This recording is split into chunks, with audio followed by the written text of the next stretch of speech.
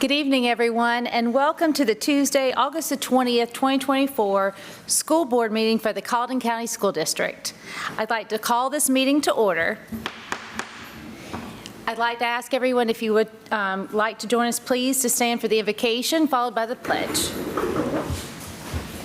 This evening's invocation comes from James chapter 1. I'm going to read and then we'll join together in the Lord's Prayer. Consider it wholly joyful, my brethren, whenever you are enveloped in or encounter trials of any sort or fall into various temptations. Be assured that and understand that the trial and proving of your faith brings out endurance, steadfastness, and patience. But let endurance and steadfastness and patience have full play and do a thorough work, so that you may be people perfectly and fully developed with no defects, lacking in nothing. If any of you is deficient in wisdom, let him ask of the giving Father, who gives to everyone liberally and ungrudgingly, without reproach or without fault finding, and it will be given to him. Only it must be in faith that we ask with no wavering. Let us pray according to the prayer that we're taught. Our Father, who art in heaven, hallowed it be thy name. Thy kingdom come, thy will be done, on earth as it is in heaven. Give us this day our daily bread, and forgive us of our trespasses, as we forgive those who trespass against us. And lead us not into temptation, but deliver us from evil. For thine is the kingdom, the power, and the glory forever. Amen. I pledge allegiance to the flag of the United States of America and to the republic for which it stands, one nation, under God, indivisible, with liberty and justice for all. You may be seated. At this time, I'd like to invite the National Honor Society from Colleton County High School to come forward to the podium to share with us the Colleton County School District mission statement. As they come forward, I'd like to recognize Ms. Heather Musrush, the organization sponsor.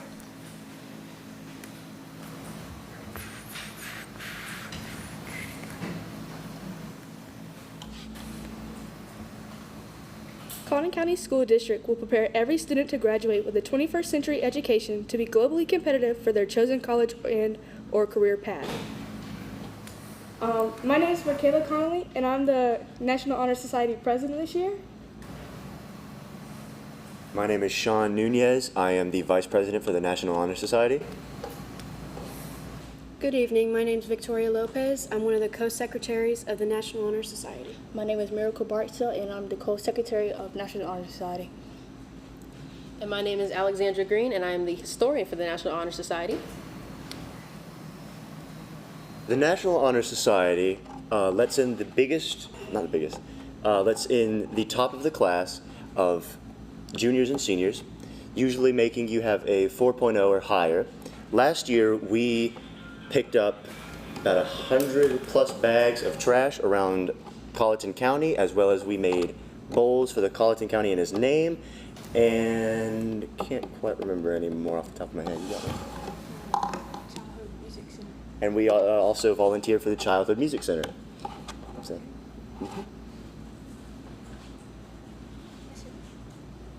Well, thank you guys for being with us tonight and representing Colleton County High School, the Honor Society, as well as representing Colleton County School District by all the work that you do that reflects the mission statement. So thank you for being with us tonight.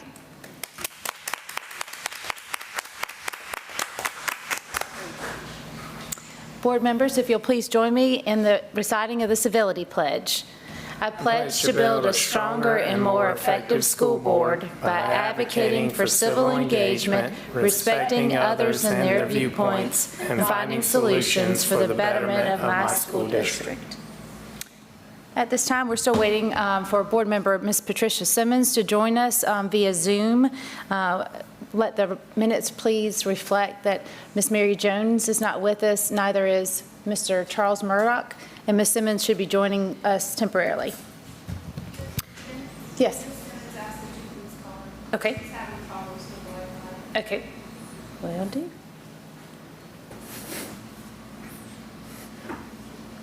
Yeah.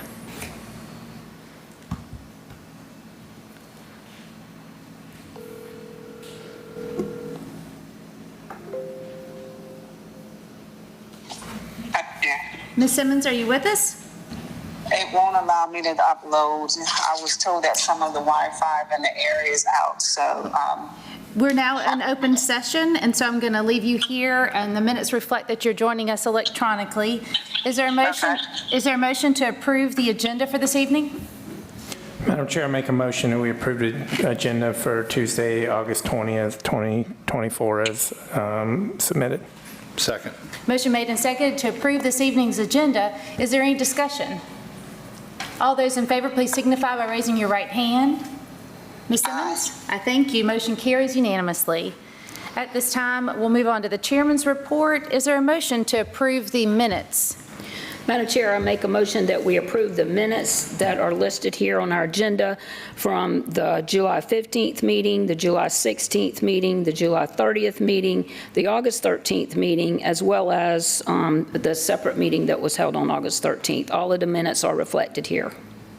Second. Motion made and seconded to approve minutes for July 15th, July 16th, July 30th, and both meeting minutes for the 13th of August. Is there any discussion? All those in favor, please signify by raising your right hand. Ms. Simmons? Aye. Thank you. Motion carries unanimously. The second item on the under Chairman's report is the Colleton County delegation meeting. I'd like to just report that 5 of your school board members were present with the Colleton County delegation that was to meet last Tuesday, the 13th at 6 o'clock, and we met with our representatives that represent all of us in Columbia. And obviously, they pass a lot of legislation that affects the Colleton County School District. Not only were 5 school board members present, but there were also a number of staff members present. And we just wanted to say thank you. So much of what the school board does, you see up here on the stage, but also we do a lot of advocacy in representing your district and trying to promote the district and do what's best in ways of funding and any type of laws that are passed. And so we were there. We spoke with those individuals that make those laws, and we made sure that they heard from Colleton County School District. And it was a proud moment of representation, grateful that we could all be there. Is there anything else that anyone would like to add for last Tuesday's meeting? Just appreciate our chairman being part of the public comment, the 3 minutes that were allowed to address our legislative delegation. Thank you. Sure, thanks. At this time, we'll have recognitions. Ms. Williams, the core value identified in recognitions is every member of Team Colleton works for kids and makes important contributions towards becoming a world-class school system. Thank you, Madam Chair, and I would like to say greetings to all of our board members and to the public and to our staff. Thank you so much for being here tonight. It gives me great pleasure to stand before you to recognize some of our staff members. We started at our last meeting by recognizing some of our departments who worked tirelessly to make sure that our 2024-2025 school year started on the right foot, and I want to thank them again. And tonight we will be recognizing some additional departments that did such a wonderful job during Tropical Storm Debbie, making sure that our Chromebooks were issued, making sure that our buildings and grounds were secure, making sure that our students were delivered home and picked up during the onset and after the storm. So thank you, thank you, thank you to all of you for your work. I want you to know that you are appreciated and what you do is not overlooked. So that's the reason we invited you to come tonight, because we just want to say thank you and recognize you publicly and have you come up and shake our board members' hands as well.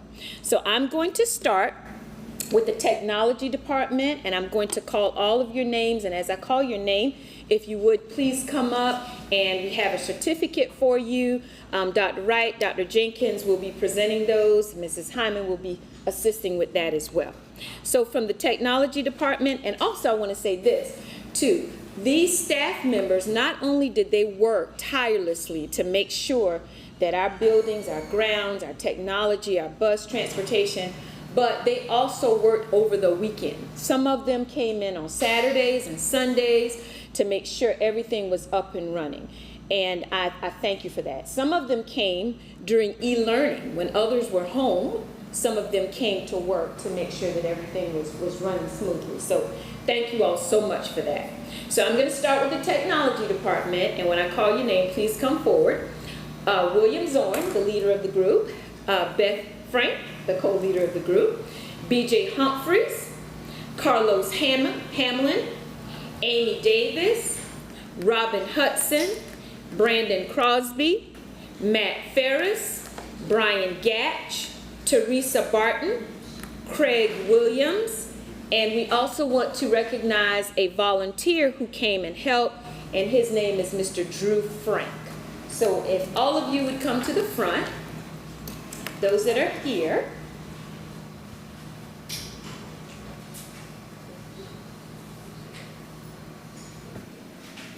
And let's please give them all a round of applause.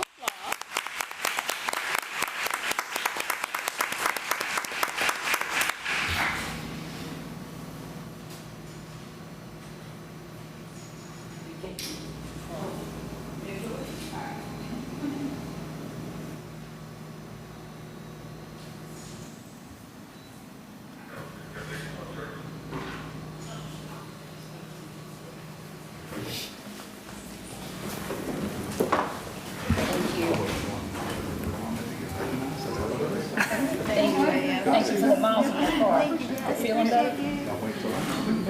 Appreciate it. Thank you, ma'am. Appreciate it. Thank you. Thank you, sir. Appreciate it. Thank you, ma'am. Appreciate it.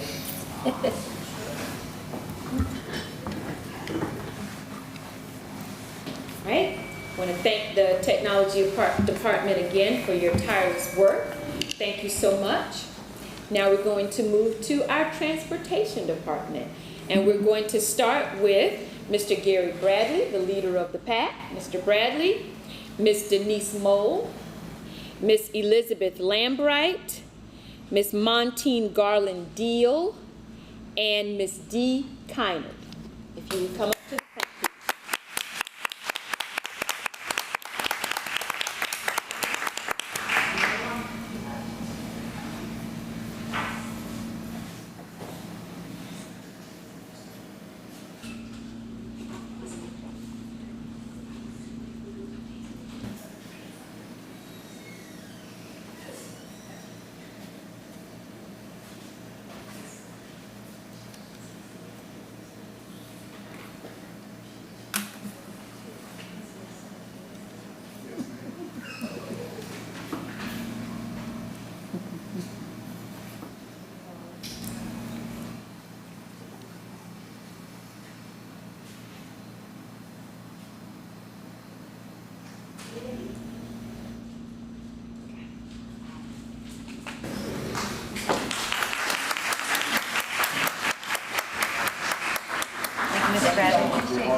Thank you so much. Appreciate it. Thank you for being hard for y'all. It was foggy that morning.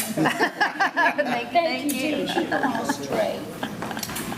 Easier in athletics, right?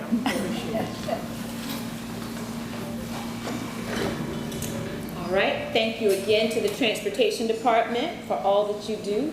Mr. Bradley and your staff, we do appreciate you. All right. Now we're going to move to buildings and grounds. And as I call your name, if you would please come up.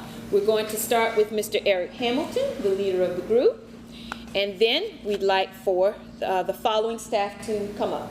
Miss Shirley Singleton, Dominicio Williamson, Leroy Brown, Israel Murray, Queen Reed, Don Smith, Melissa Adkins, Christopher Drawdy, Ann Smalls, Nathan Simpson, Elizabeth Glaze, Rosa Singleton, Jimmy Capers, Reginald Hassel, Yolanda Nesbitt, Earl Ackerman, Joshua Bement, Angela Campbell, Christopher Colleton, Howard Davis, Terrence Gadsden, Ronald Grant, Johnny Linder, Robert Culp, Latria Grant,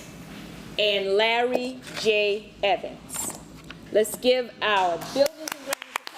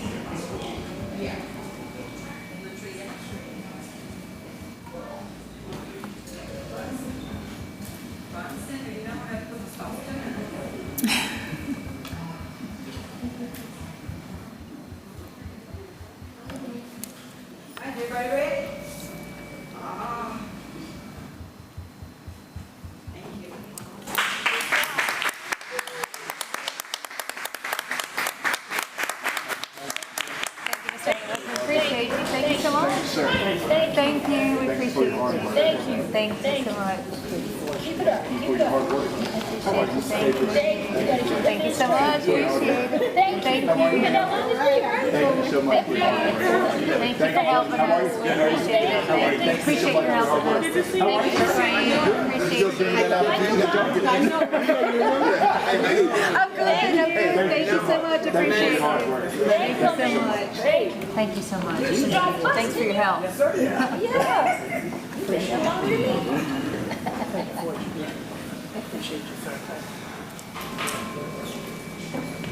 All right. Let's please give all of our departments another round of applause.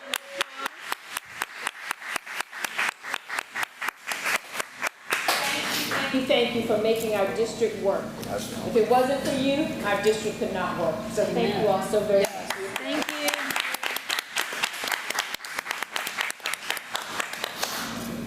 All right. The next recognition that I'd like to present to you tonight is for several of our board members.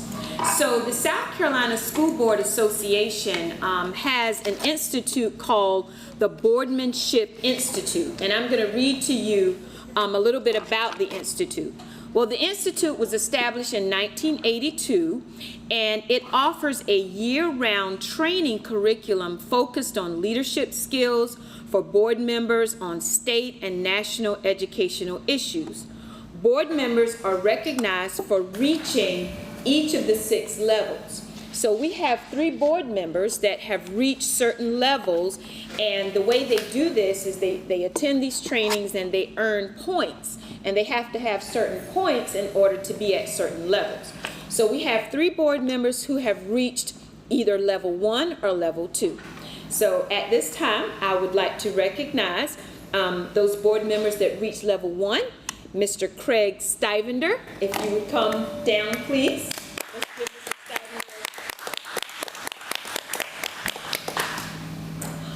Also, we have level 2, Mr. Darrell Irwin. If you would come down, please. And also achieving level 2, Miss Lynn Strobel. If you would come down. I want to thank you all so much for your time and your dedication that you put into this. I want to take your picture too.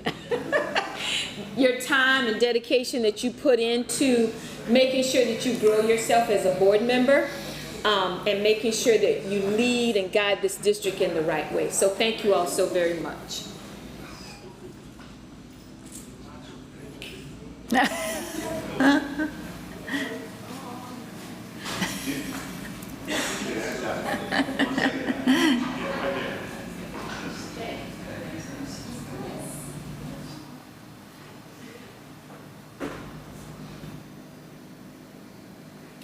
Thank y'all.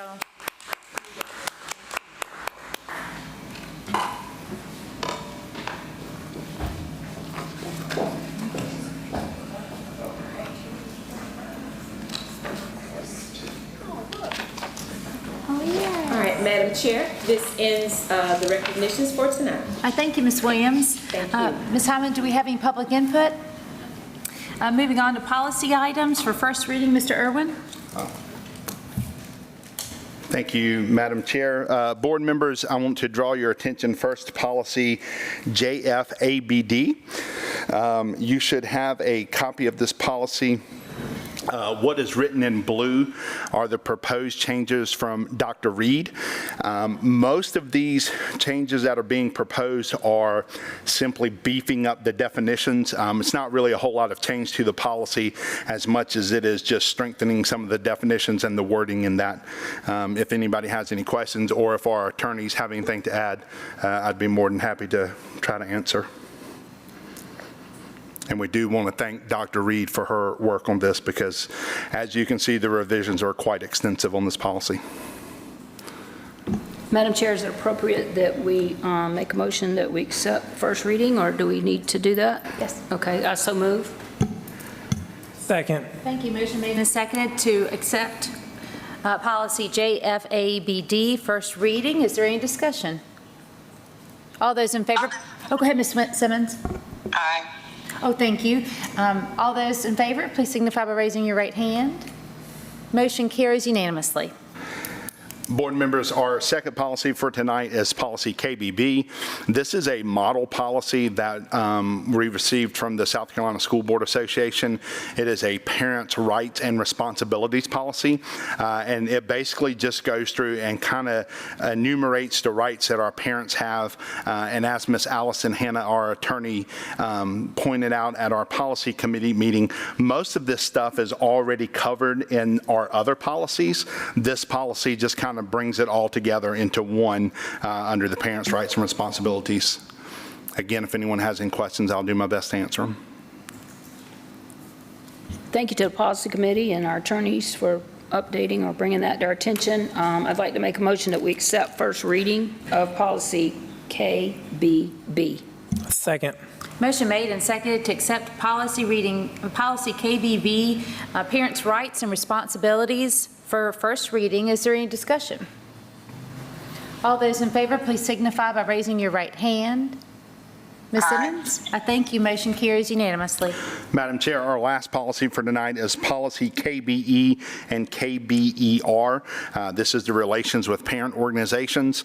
And I think Ms. Allison said most people refer to this as the booster club policy. And that's basically what this policy deals with. I think our state legislature, is that right, Ms. Allison, has said now that there have to be some changes with any of our parent organizations, booster clubs, any kind of partnerships like that, where we have to have a list of the officers and the treasurer, and help me, Ms. Allison, there's one other one.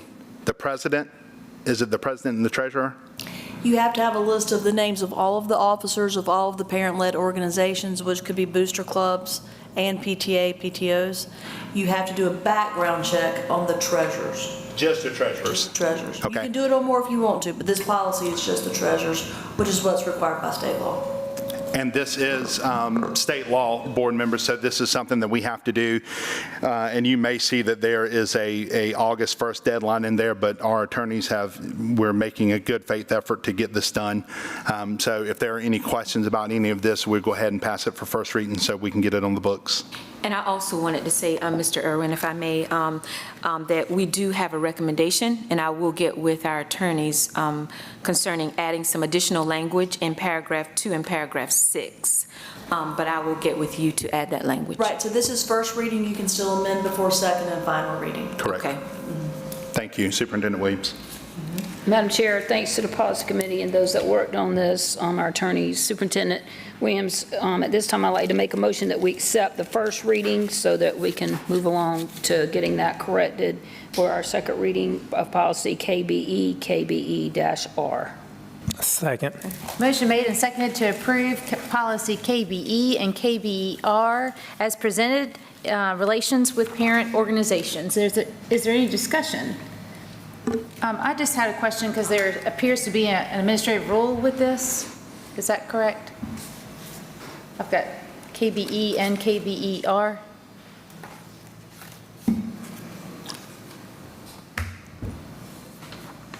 Madam Chair, pardon me for deferring to our attorneys on that.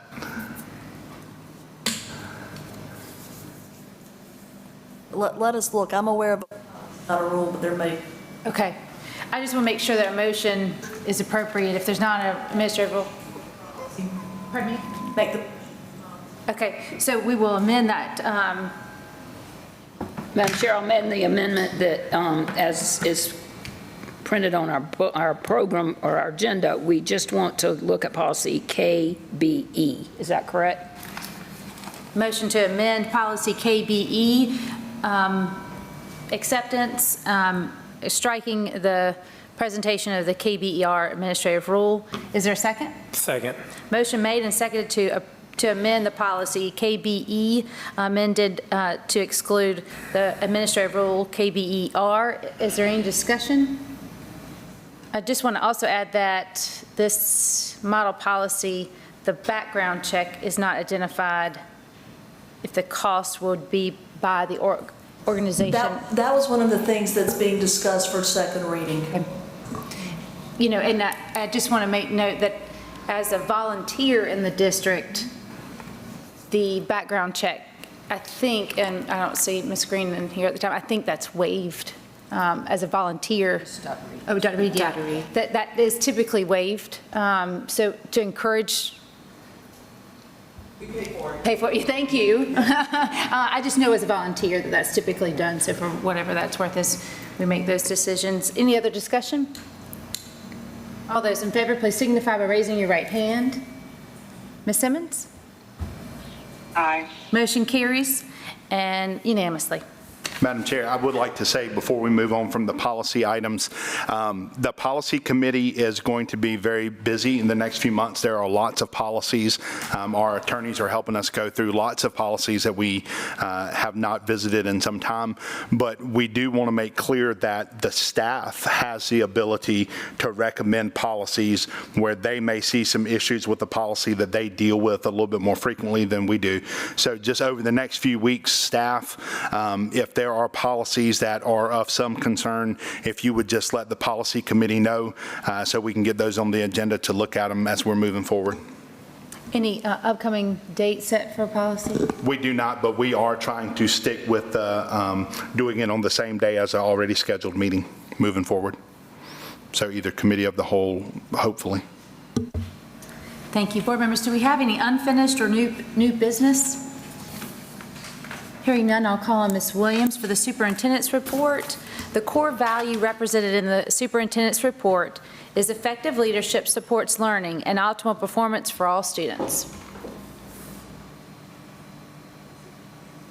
Thank you, Madam Chair. My report tonight will consist of an update concerning the South Carolina legislative laws that addresses time requirements for physical education and also physical activity, which is sometimes referred to as recess. So our K through 5 time requirements according to this law, and this law is Title 59 of the South Carolina Legislative Laws, and it also addresses education. They address lots of different sectors, and education is one of the sectors. So for K through 5, the time requirements for physical education in grades K through 5 is that there must be 60 minutes of planned physical activity per week. And then for middle school, physical education is one of the curriculum programs that must be included in instruction along with a list of other core subject areas. So students must take PE, physical education. And then as far as physical activity, beyond that, there are no minute requirements for middle school. And then for high school, students must pass at least one Carnegie unit of physical education to include 1 semester of personal fitness and another semester in lifetime fitness. And there are no minute requirements for additional physical activity or recess. Okay. Do you have any questions concerning that? All right, thank you. The next part of my report tonight will consist of a state assessment data presentation by Mrs. Tracy McDonald and okay. All right. Mrs. McDonald is going to come up to present our unembargoed assessment data. As you all know, we took our assessments in the month of May, and our assessment data was embargoed for quite some time, and it has been released. It was released on Friday. So the state actually released their data on Friday, and Mrs. McDonald has the presentation for you, and then we will, if we're asked, release that information to the general public after we discuss it with the board tonight. So at this time, we're going to ask Ms. McDonald to come up for this presentation. And Superintendent, as she's coming forward, this is just the data that's been released, and when will the actual report card come out? So the report card data will not come out until October. And remember that this assessment data is only a part of the report card ratings. Okay? Good evening, members of the board and community members. As Ms. Williams has already stated, I'm here to talk about our state assessment data and look to see how our students perform. So let's first look at our data for grades 3 through 8. And on this first slide, you can see that our students have made improvements from the prior year in both ELA and math. I would like to highlight the fact that we are closer to closing the achievement gap when comparing our current levels to the pre-pandemic level that we had for our students scoring meeting and exceeding in the content area of math.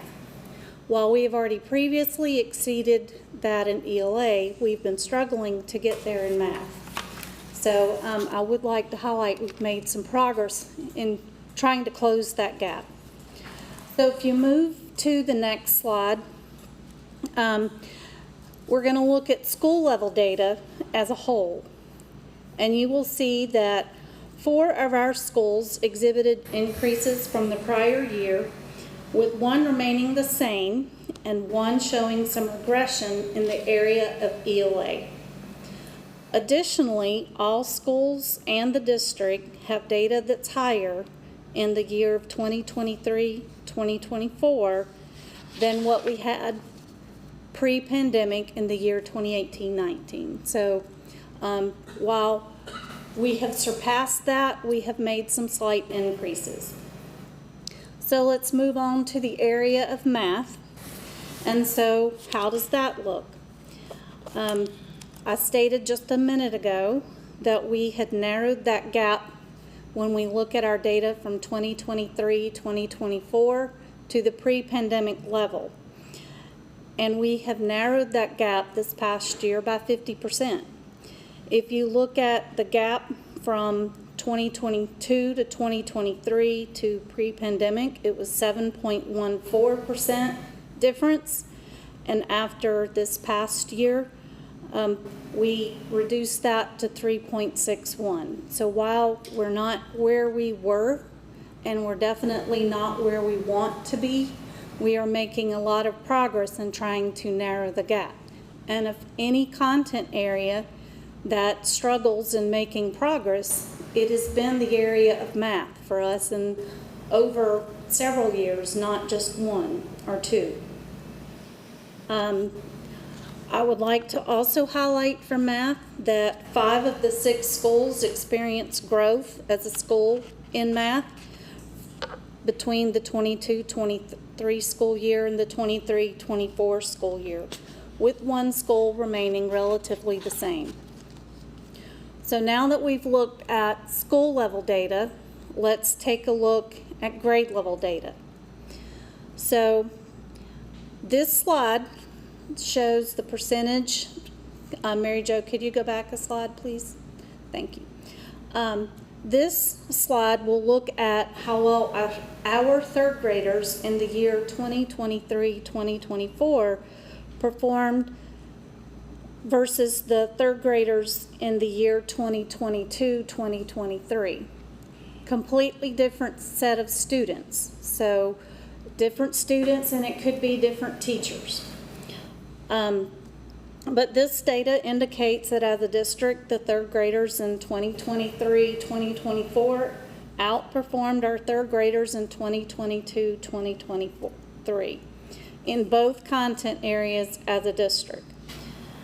This same trend existed in 3 of our schools for both ELA and math.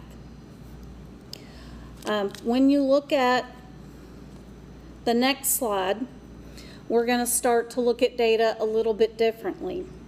On this slide, we begin to look at the grade level in 2023-2024 and compare it to how that same group of students performed in the previous grade level in 2022-2023.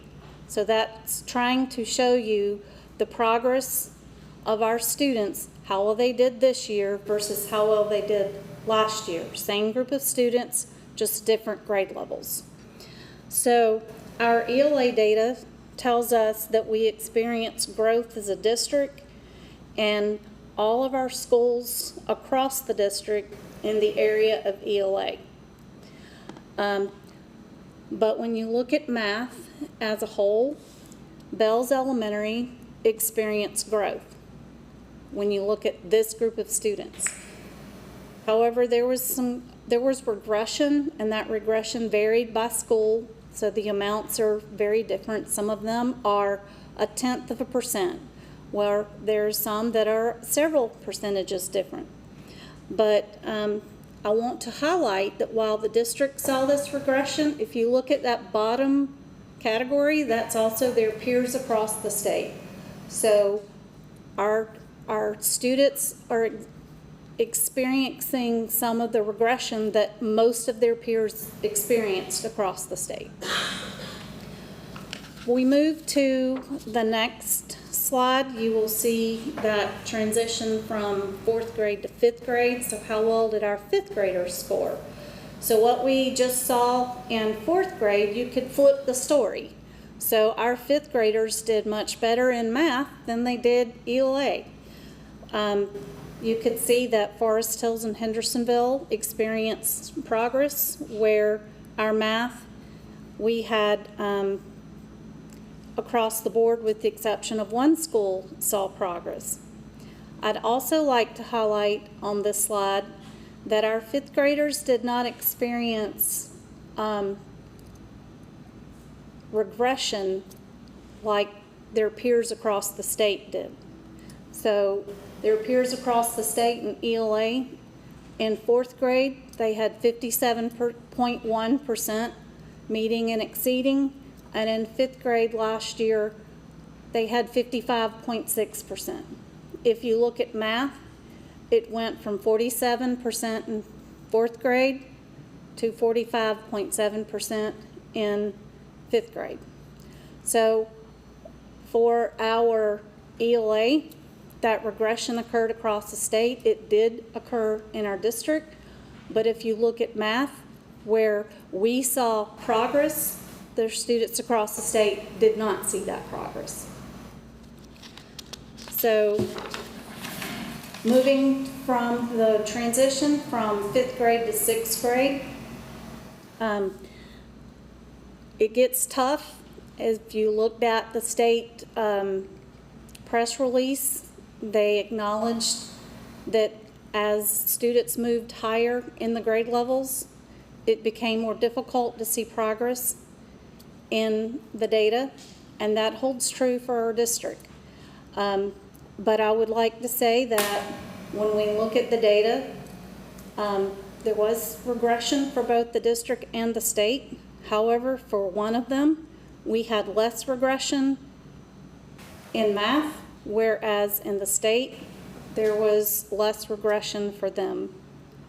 So moving forward to 7th grade, if you notice on the 7th grade slide, there is a green cell, and that means that our 7th grade math had higher percentages than the previous year by 1.3%. And while we saw positive progress at 7th grade math, the state saw negative regression by almost 3%. And then if you look at the ELA, you will see that both, again, it's like a broken record here, but there was some regression there. And the state did not have as much as we had in the regression. So if you move to grade 8, you will see that the regression, we did have slight regression in grade 8 at ELA and math. But if you notice on the math side, where we had 0.2%, the state had 0.7%.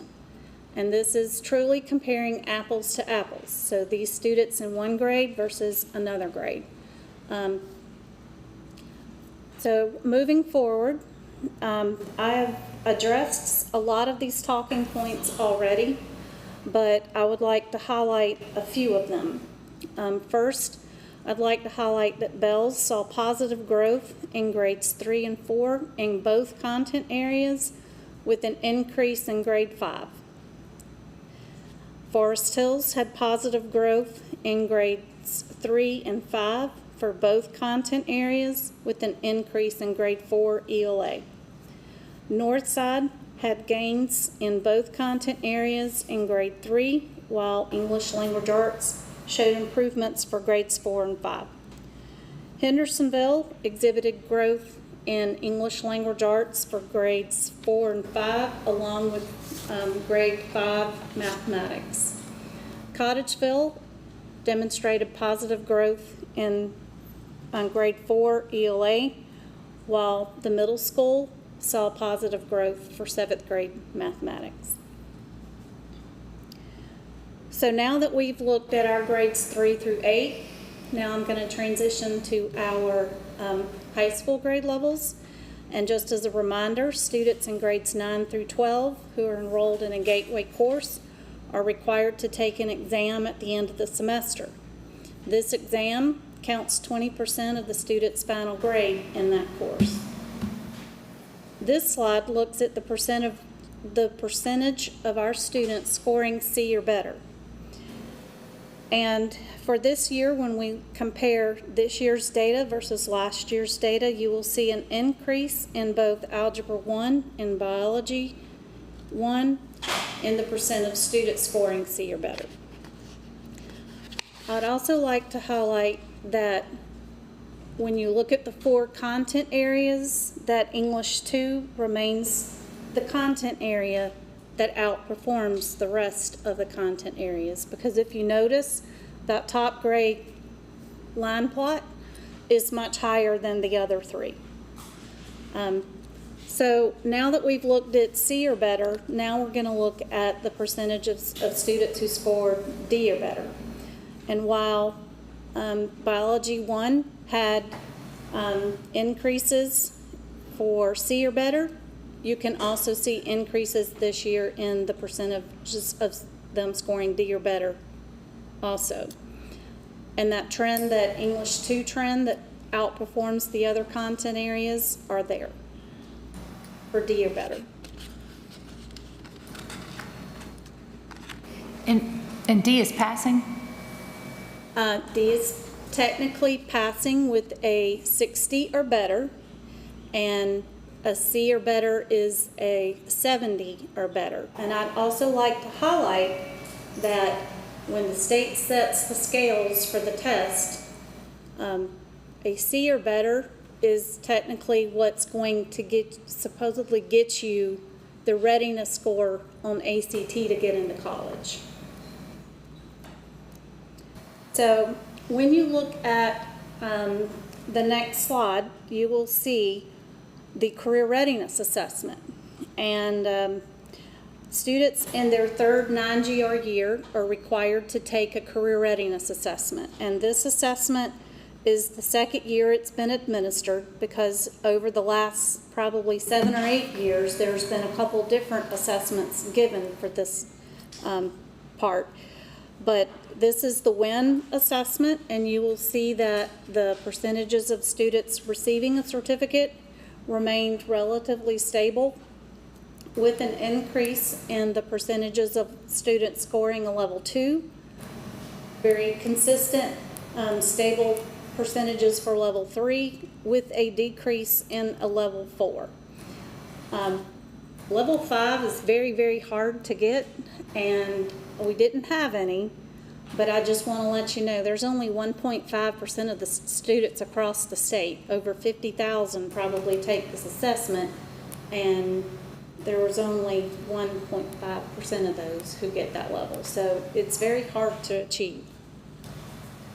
So if you move forward to the next slide, this is just kind of a comparison of our data versus the state's data.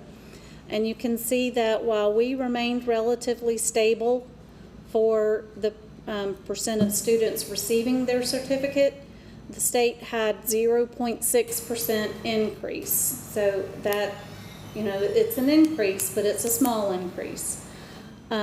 You can also see here that we had an increase in the students scoring a level 2 or better, but not so much for the state.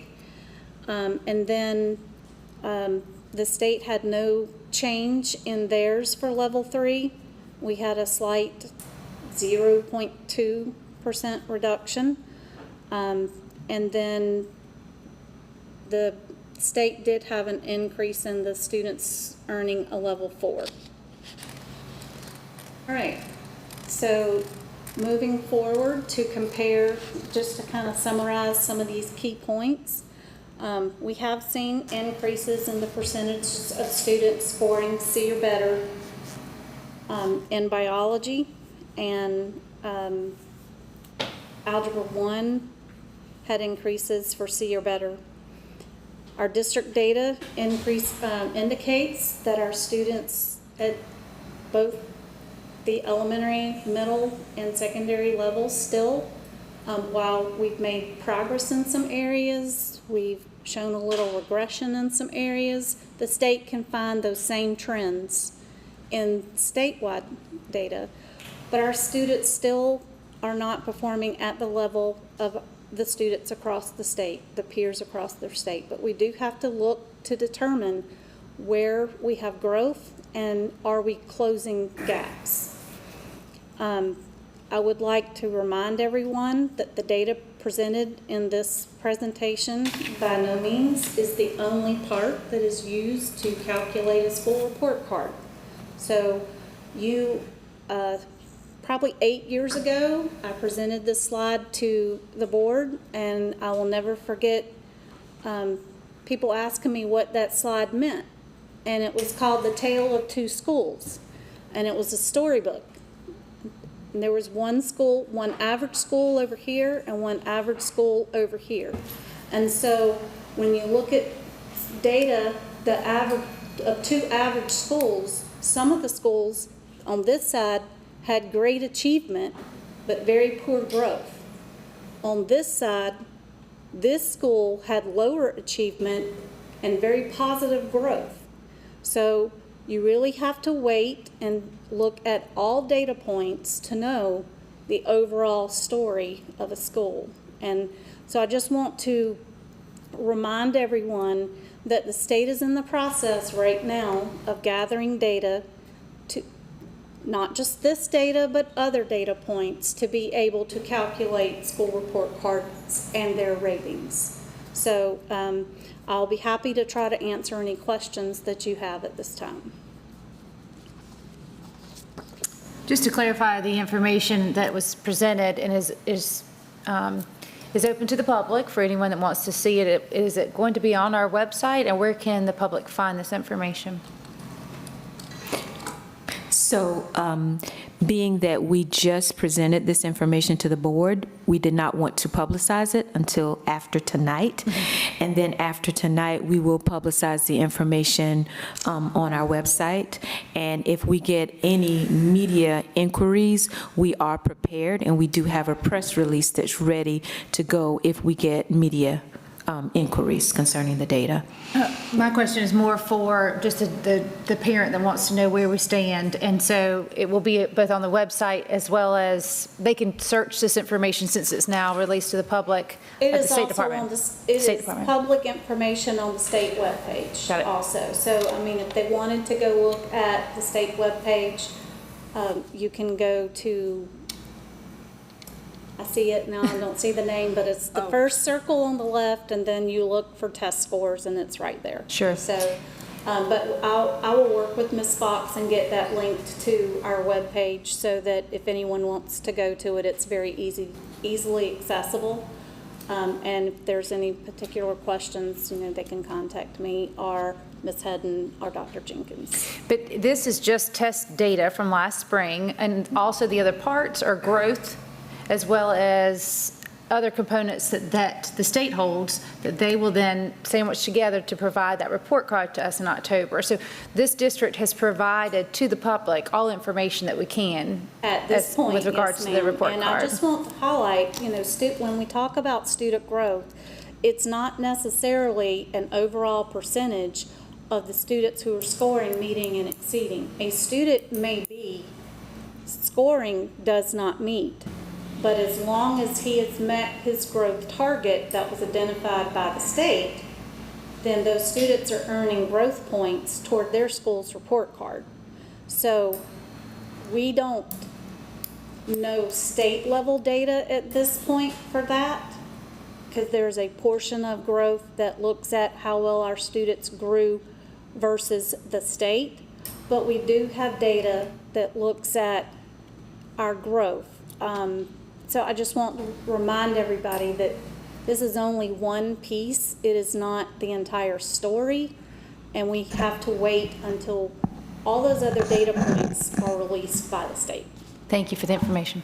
Thank you for the time it took to get those charts ready for us. And I wonder when the students get their individual data.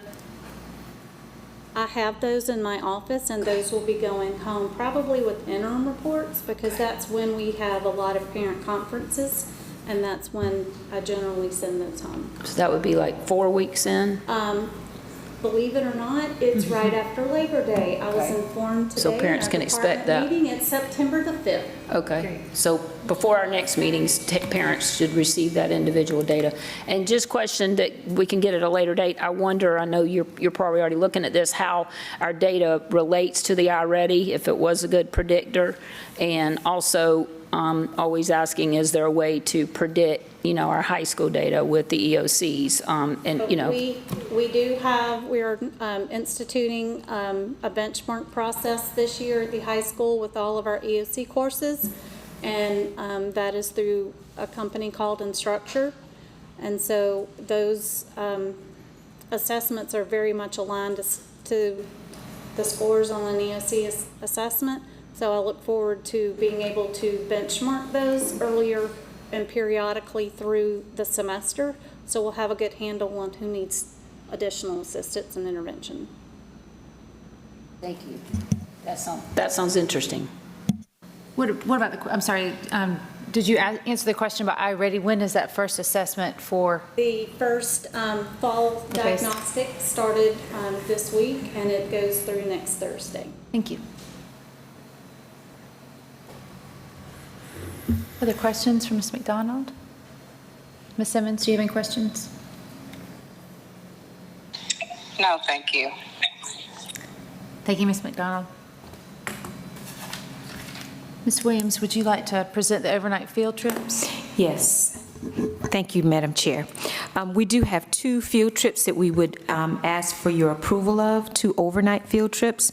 The first field trip is the 97th National FFA Convention, and this field trip is being requested by Ms. Robin Lutton from TCTC. The trip destination is Indianapolis, Indiana. They will depart on October 22nd, and they will return on October 26th. There are 10 students who will be attending, 4 adults, 14 total. And then the second field trip that we're asking for your approval, this one is the South Carolina FFA Equine Camp, and this is also being requested by Ms. Robin Lutton from TCTC. The students will travel to North Myrtle Beach. They will depart on November 14th and will return on November 17th. There are 8 students, 1 adult, 9 attendees. Madam Chair, if no other board member objects, I would like to make a motion that we approve both trips together, trip 3544 and trip 3619. Second, and thanks for organizing those for our kids. Motion made and seconded to approve overnight field trips 3544 and 3619 as presented. Is there any discussion? All those in favor, please signify by raising your right hand. Aye. Thank you, Ms. Simmons. Motion carries unanimously. Thank you. All right, at this time, I would ask Ms. Hamilton if she would come up to deliver any updates that she has to her report.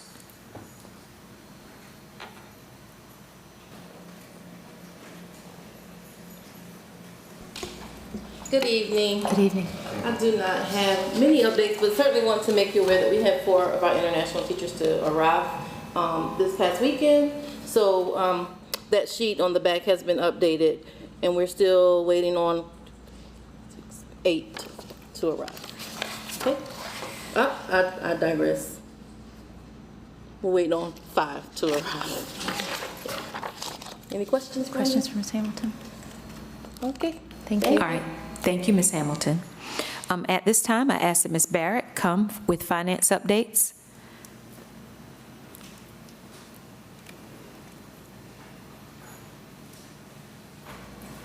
Good evening.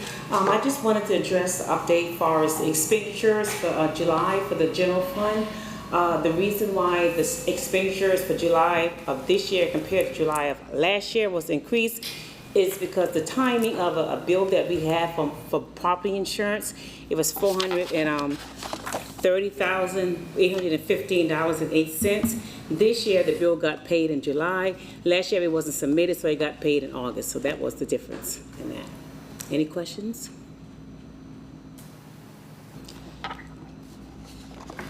What was that amount again that caused the increase?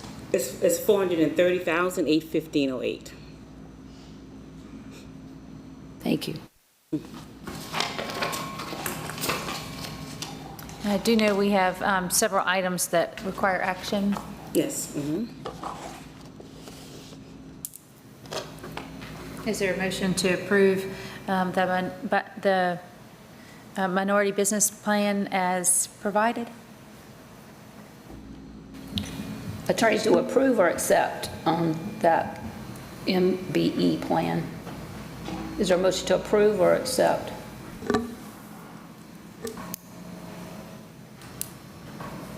I think your motion would be to approve it. Madam Chair, I make a motion that we approve the MBE plan as presented. Is there a second? I second it. Motion made and seconded to approve the MBE plan as presented. Is there any discussion?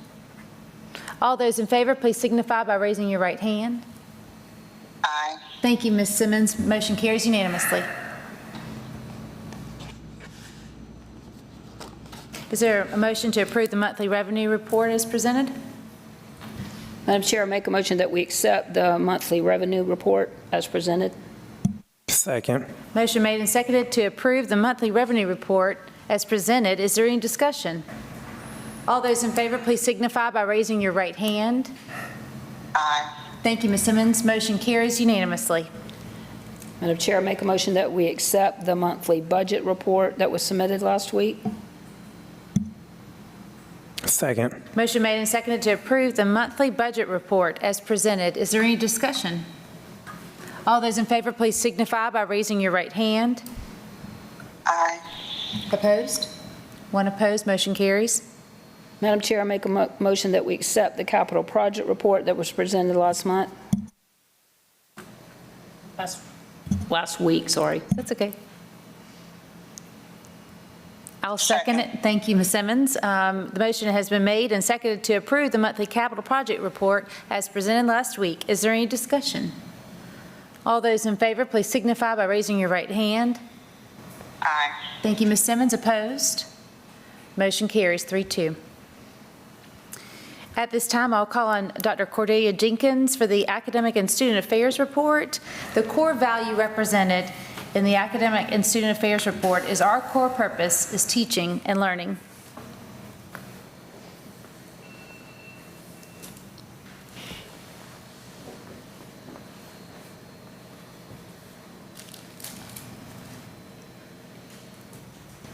Good evening. Good evening. Madam Chairperson, Madam Vice Chairperson, school board members, and Superintendent Williams.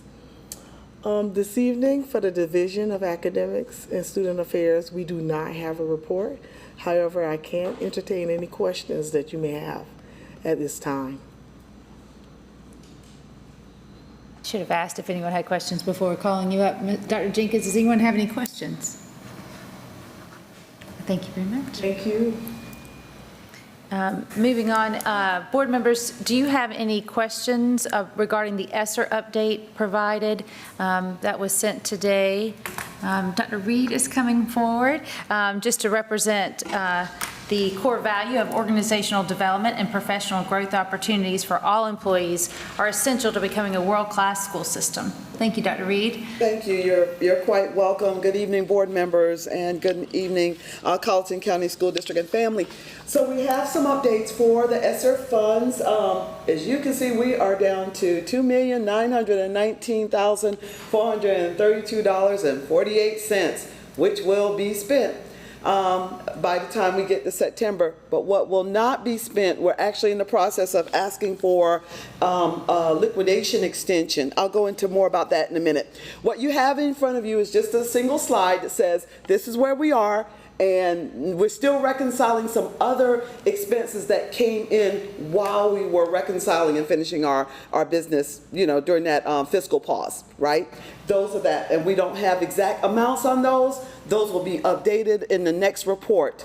So what the department is allowing us to do and other districts to do is for any kind of capital projects where the expenses we've already encumbered the expenses, meaning we've signed contracts, we have indebted ourselves to working with various vendors to do our building projects. It's going to take a little bit longer for those bills to come in and for that money to be encumbered.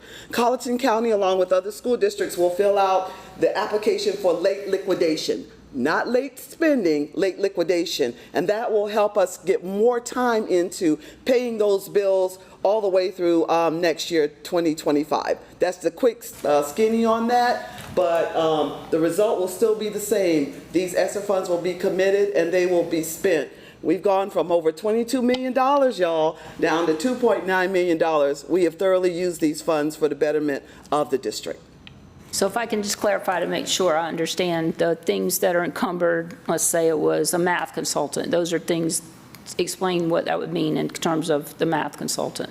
Absolutely. That means we've already signed the contract and let's say we've used the math consultant. But let's say for whatever reason the bill came in January 1st. Under the late liquidation, we can pay that bill because we have these funds available to us for just paying the bills, not getting any new bills, but paying those. Make sense? So in the context of the high school roof that was mentioned in a report last week, and that's, going out for a rebid, what will be the process for making sure we're able to spend that money? We have to be able to secure the bid or secure the package by September 30th.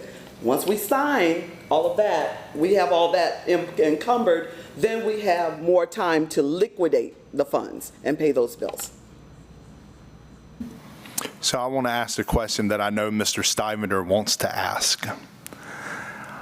Are we going to spend every penny of this money and not lose anything whenever the deadline comes? Yes, sir. Yes, sir. Thank you. Any other questions for Dr. Reed? Just wanted to apologize earlier. We were talking about the need for background checks and the parental engagement that occurs in your office. I looked to Ms. Green, but I know that is definitely you, and appreciate the work that y'all do for moms like me and others that just want to volunteer. So that was the element that we were talking about during policy. So thank you to your team. Green rocks. Okay. You too, Dr. Reed. Thank you. Moving on to the operational management report, Dr. Martin Wright identified under the core value of operational management is a safe and secure and positive environment will be conducive for teaching and learning. Dr. Wright? Good evening, Madam Chair, Madam Vice Chair, members of the board, Madam Superintendent, to our district level leaders, audience, and community. Board members, during our committee of the whole meeting, there were presentations done by the office, the Division of Operational Management. And I believe two of our board members had a simple question for points of clarification during my last presentation. And I would like to address that, maybe bring some answers to the board relating to those questions. The first question was basically, there was a wording in the statement about new design. I think Madam Chair posed that question, and basically, what does that mean? Well, the designs are not new. We updated them in the bidding process so that the architect can make sure that we have two bidding base bids within that new program. The first base bid is to do repairs on the existing roof. So we got a plan for that, what would that look like? And then the second part of that base bid is to install the TPO system over the existing. And the TPO stands for, remind me again? Thermoplastic polymers. So that is a specific material used for that roofing. The reason why we have it structured like that is that it gives us a better option to look at price differentials between those two. So I hope that helps answer your question, Madam Chair, to the reason for that wording, new design. Okay. The second question, I think this came from Madam Vice Chair regarding contractors being able to know where to visibly see our bids posting. So I would like to take the time to walk our board members and the public through. And so if any public or vendors out there watching this evening, you'll be able to see step by step how to get to the bidding processes for our high school roofing project. If we're ready, Ms. Mary Jo? We're ready. All right, we are on our home page and the current district page, and we will scroll to the middle, and we're gonna look for the icon in the middle that says public information. Once you click on public information, you're going to land on our communication page, and as you scroll to the bottom, you will see the word procurement and the procurement action button. Once you click on the procurement action button, you'll come to the procurement page, and the next process is the procurement bid button. Once you get to the procurement bid button, you'll click on procurement bid and forms folder, and within that procurement bids folder, we have a folder that specifically says current bids. And if you click on to that current bid for the high school roofing project, you'll see all of the bidding information that's out there for any vendor or client to actually to see if they choose to want to participate in that bidding process for our school district. Madam Vice Chair, is that too many steps? No, sir. Happy to see it there. It just wasn't there the day of the meeting, but it showed up last week. Thank you. I'm aware how to get there. Thanks for showing the public. Second place. Yeah. Yes. And there is a second place as well, board members. If you will go back to the home page, let's start from there. Back from the home page, under menu, you click on that. We actually have another action button that says procurement under the departments. And that just takes you right back to our procurement homepage, and the same steps. Click on the procurement bids, click on the procurement bids and forms, and current bids. And the information is there. We strongly encourage local, homegrown vendors to get involved with this process. Madam Chair, Madam Superintendent, that concludes my presentation. There are no questions from the board. Questions? Dr. Wright, I do have one. This board has talked for many months about roofing issues in our district. We had some that were damaged in a previous storm that had insurance and warranty coverages. We have some, like the high school, that we're still looking to get replaced. Can you give us any kind of an update of any damage that was sustained during Tropical Storm Debbie to any of the roofs or in our facilities? Yes, sir. Mr. Hamilton. No, I can't. There was any damage to the roof. Ms. Hamilton, come on up. There wasn't any damage to the roof. We did have some water intrusion in some areas that we mediated, but not any damage to roofs. So whenever you say water intrusion and you say no damage to the roofs, we didn't have any roof leaks within our district? We had roof leaks, but they were from current situation, not from the storm. That's what I thought your question was. Rephrase your question. No, I don't want to rephrase my question. I want the answer rephrased. What do you mean from existing conditions and not from the storm? How did the leaks happen if they weren't from the storm? Well, the leaks, the water intrusion was from the storm, but the problem with the roof existed before the storm. Okay. So there were no new existing, just things that are already in place. So the roof projects that we have already done, the warranty stuff, the insurance stuff, all of the patches and fixes and all of that, did we have any leaking in any of those situations? We did here. We did on this roof system here because that's a patch. Okay. That is part of the new district re-roofing project that will get started in the next couple of weeks. Okay. Thank you. Other questions? Board members, any other questions? I hope we answer those efficiently and effectively as possible. Thank you, Dr. Wright. All right, thank you, board members. Madam Superintendent. At this time, I'll entertain a motion that we take action to allow a board member to attend executive session electronically. Madam Chair, I move that we allow the board member to attend executive session electronically. Second. Motion made and seconded to allow for board member attendance in the executive session. Is there any discussion? All those in favor, please signify by raising your right hand. Thank you, Ms. Simmons. Aye. Motion carries unanimously. I thank you. Is there a motion to enter into executive session? Upon returning to open session, action may be taken by the board on the items discussed during executive session. Madam Chair, I make a motion that we enter into executive session for item 13.01, discussion of employment matters regarding hirings and resignations. Item 13.02, discussion of employee evaluation policies and procedures. Item 13.03, student admittances releases, SE Code of Law, Section 30-4-70. 13.04, receipt of legal advice regarding the Ruffin property. Item 13.05, receipt of legal advice regarding pending litigation. Item 13.06, receipt of legal advice regarding employee grievances. Item 13.07, discussion and receipt of legal advice regarding the sale of property.